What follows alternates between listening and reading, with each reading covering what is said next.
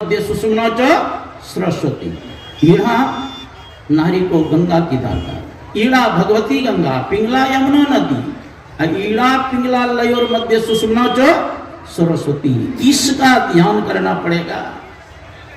इसका जो अज्ञा चक्र का ध्यान करते हैं क्या होगा?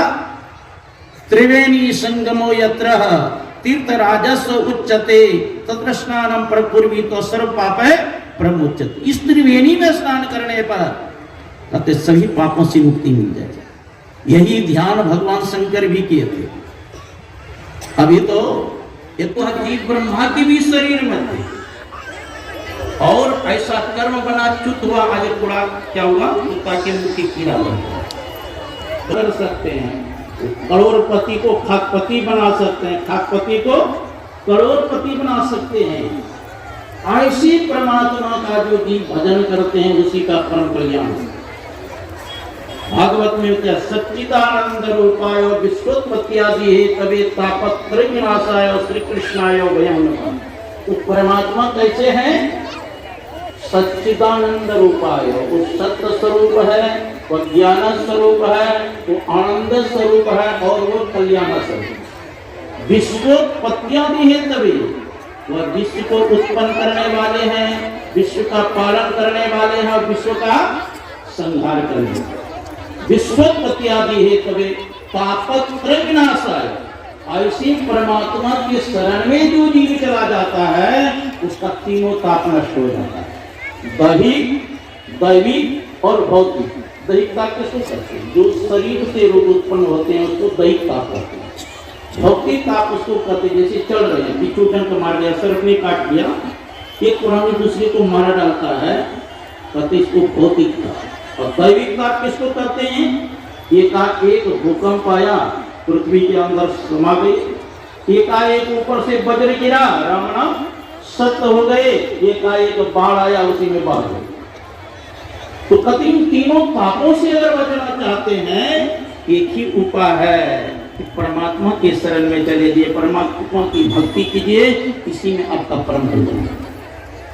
भक्ति करत कन्या भली साकट भला न पूत, छेरी के गलगल थना जामे दूध न। कहते भक्ति करत कन्या भली, आपके घर में पुत्री है, वो सत्संग करती है, ध्यान करते हैं, ईश्वर की उपासना करती है, वो अच्छी है, लेकिन साकट भला न पूत। साकट किसको कहते हैं? महिष खाए और मदरा पीना कर दे वज्र खात समा।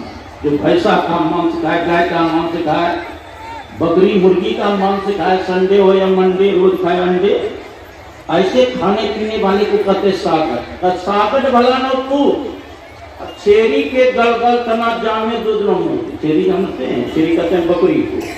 बकरी के गले में मांस का पिंड लटका रहते हैं, अब उसको आप निचोड़ेंगे दूध मिलेगा? तो क्या है? तो मांस का पिंड बकरी के लिए भार स्वरूप है।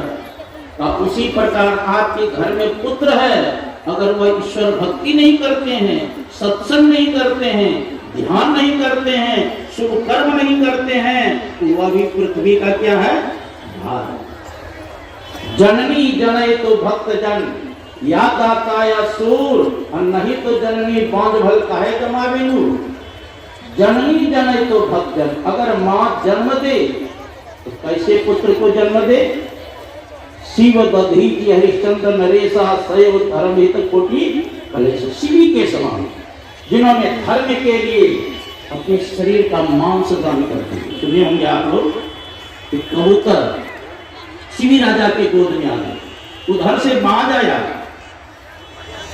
और कबूतर प्रार्थना कर रहे हैं शिवी राजा से, महाराज में आपके शरण में आया हूं, इस बाज से हमको रक्षा कीजिए। मेरा अब बाज आ गया तब महाराज इस कबूतर को छोड़ दीजिए, नहीं तो भूखे मैं मर जाऊंगा, और मेरे वियोग में मेरे माता पिता पत्नी बाल बच्चे सब मर जाएंगे। एक का आप जीवन रक्षा करेंगे, कितने की जीवन देवा जाएगा? तो राजा से भी कहते हैं देखो कि मेरी शरण में आया है, शरणागत का जो त्याग करते हैं उसको बहुत बड़ा पाप लगता है, इसलिए मैं इसका त्याग नहीं करूंगा, इसके बदले में जो चाहिए ले लो। तो बात करते तो मैं तो मांसाहारी हूं ना, जितने कबूतर का वजन है उतना अपने शरीर का मांस दे दिया उनको। शिविर अदा करते हैं, अरे बाल तो मेरे ऊपर बहुत बड़ी कृपा की, लो मैं इसको हर अपने शरीर का मांस देता हूँ।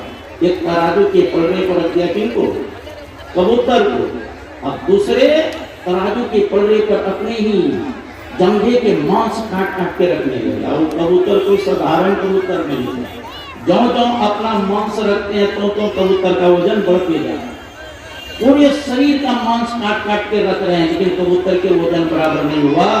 अंत में तलवार से क्या अपना गला ही काट के उतार के रख दिया। जैसे वो गला काटना चाहा, बाज और कबूतर दोनों अपने रूप में आ गए। एक अग्निदेव थे, एक इंद्रदेव। कहा महाराज आप परीक्षा में पास हो गए, तो कहा ऐसे पुत्र को जन्म दे जो धर्म की रक्षा करने के लिए अपने शरीर के मांस कुर्बान करे।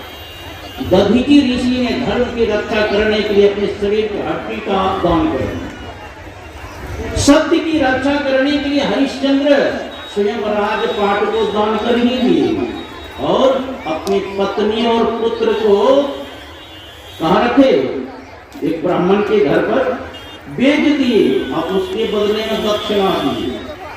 हाँ, तब ना अभी भी हरिश्चंद्र का नाम है। और कलयुग जैसे समाप्त होगा, अब फिर से हरिश्चंद्र पहला राजा बन, ऐसे पुत्र को जन्म। जब तक भक्ति नहीं करेंगे तब तक परम कल्याण नहीं होगा। अभी हम लोग पाठ में सुना शिव